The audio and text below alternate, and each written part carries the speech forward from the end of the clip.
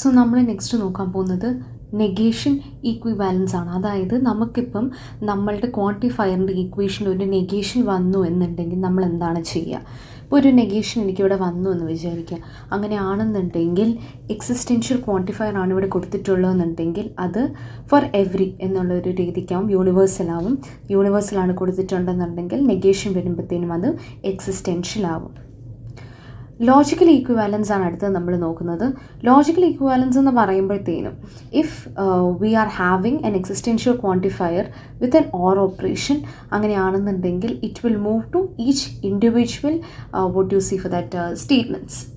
അതുപോലെ തന്നെ for every അല്ലെങ്കിൽ യൂണിവേഴ്സൽ ക്വാണ്ടിഫയർ വരുമ്പോഴത്തേനും ആൻഡ് ഓപ്പറേഷൻ വരുമ്പോഴത്തേനും അത് ഈക്വലി ഡിവൈഡ് ചെയ്യും. So this is the logical equivalence. അതായത് ഈ ഈച്ച് വരുമ്പോഴത്തേനും, അതായത് എക്സിസ്റ്റൻഷ്യൽ വരുമ്പോഴത്തേനും ഓറിൻ്റെ കൂടെ ഇവിടെ നിന്ന് എന്താണ് നമുക്ക് ഈ ആൻസർ കിട്ടുന്നത് അത് സെയിം ആയിരിക്കും നമുക്കിതിൽ നിന്ന് കിട്ടുന്നത്. And here also the same thing.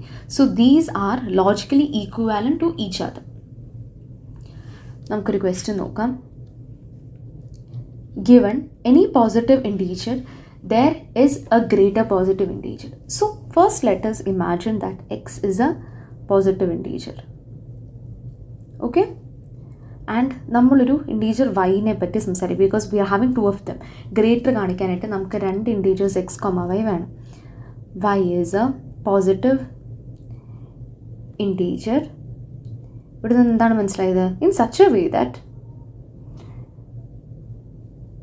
y is greater than x.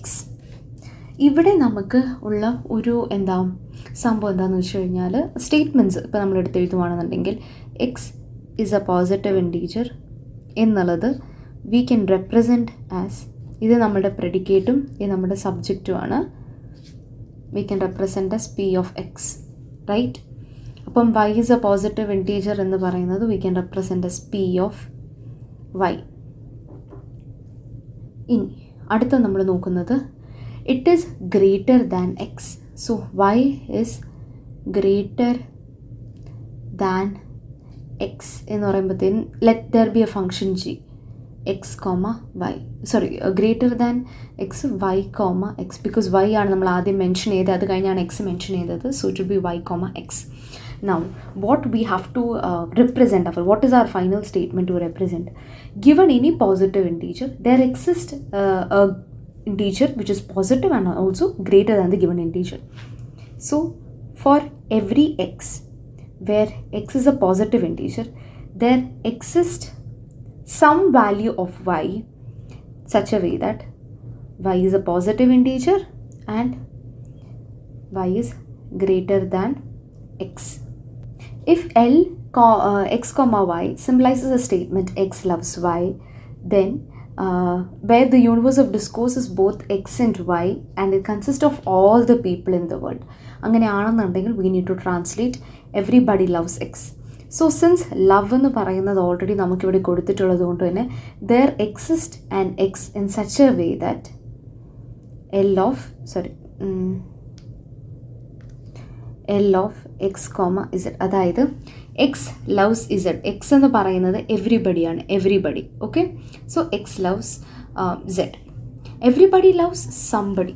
Okay, ഈ ഒരു കേസ് വരുമ്പോഴത്തേനും നമ്മൾ എന്താണ് ചെയ്യുന്നത്?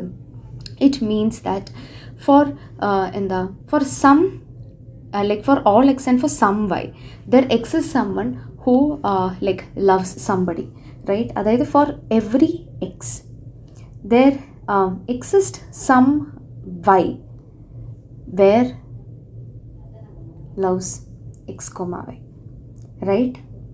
മനസ്സിലായെന്ന് വിശ്വസിക്കുന്നു.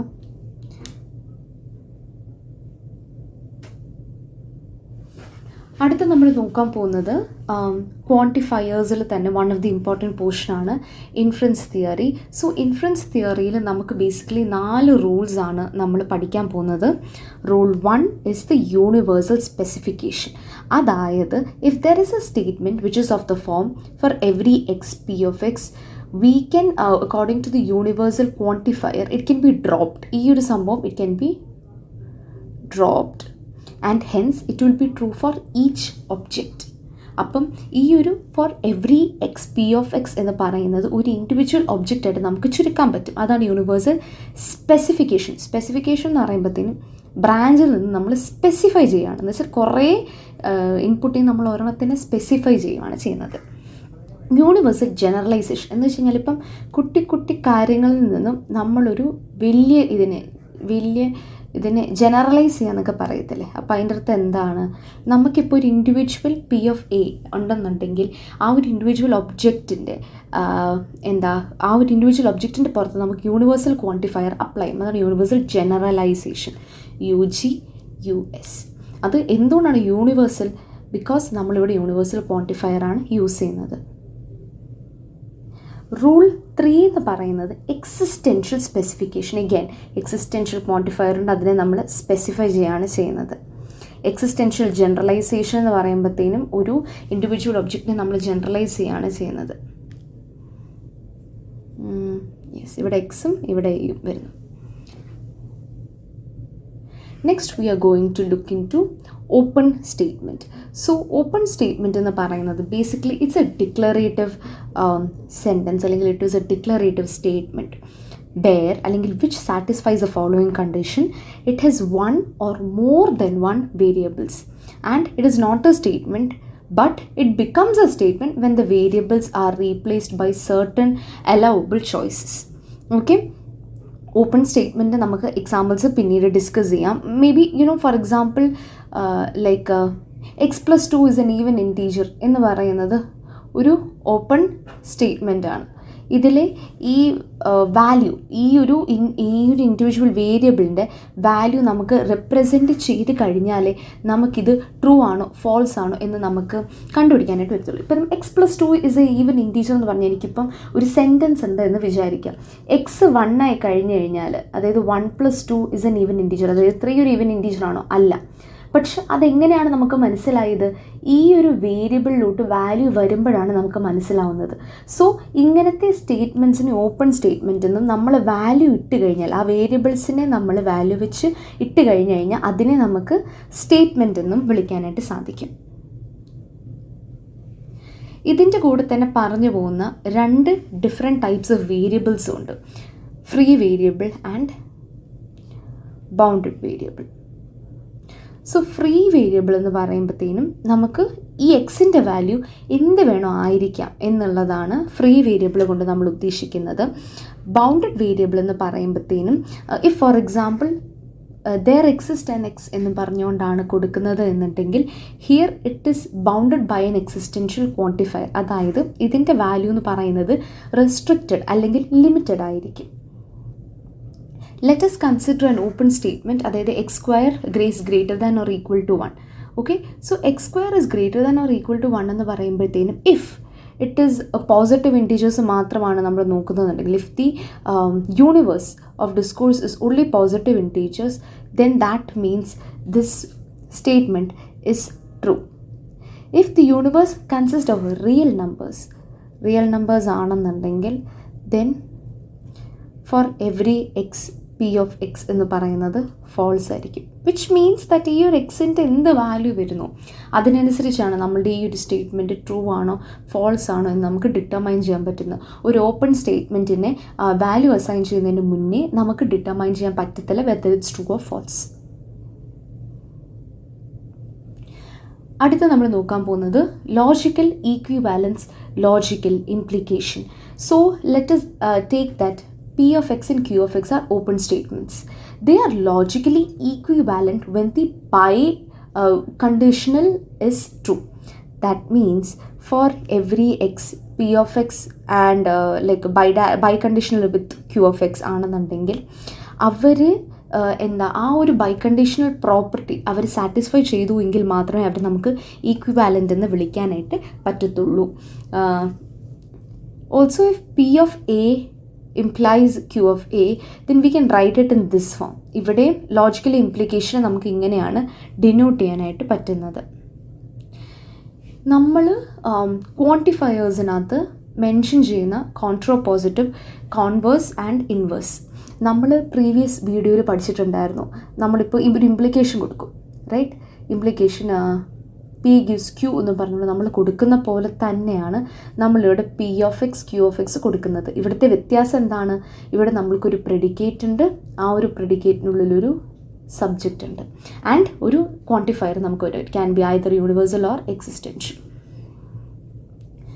ആദ്യമേ നമുക്ക് നോക്കേണ്ടത് കോൺവേഴ്സ്. കോൺവേഴ്സ് എന്ന് പറയുമ്പോൾ നിങ്ങൾക്കറിയാം, നേരെ തിരിച്ചെഴുതുക. Q of x gives p of x. Inverse എന്ന് പറയുമ്പോൾ നമുക്കറിയാം, ഇൻവേഴ്സ് പോലെ not p of x not q of x. ഇൻവേഴ്സിനെ തിരിച്ചിട്ട് കഴിഞ്ഞ് കഴിഞ്ഞാൽ വിൽ ഗെറ്റ് കോൺട്രാപോസിറ്റീവ്. അപ്പം ഇങ്ങനെ നിങ്ങൾ ഷോർട്ട് കട്ടൊക്കെ വെച്ച് പഠിച്ചു കഴിഞ്ഞ് കഴിഞ്ഞാൽ നിങ്ങൾക്ക് കുറച്ചുകൂടി ഈസി ആയിട്ട് മനസ്സിലാവും. അല്ലെങ്കിൽ ഏതാണ് ഏതെന്നുള്ളത് നിങ്ങൾക്ക് ചിലപ്പോൾ ഓർക്കാനായിട്ട് പറ്റിയെന്ന് വരത്തില്ല. Let's do a question. Let p of x is x is odd, q of x is x square minus 1 is even. Symbolize and negate this statement.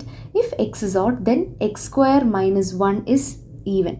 So, ഇവിടുത്തെ p of x എന്ന് പറയുന്നത് x is odd ആണ്. So, if x is odd, then q of x is even. q of x is even.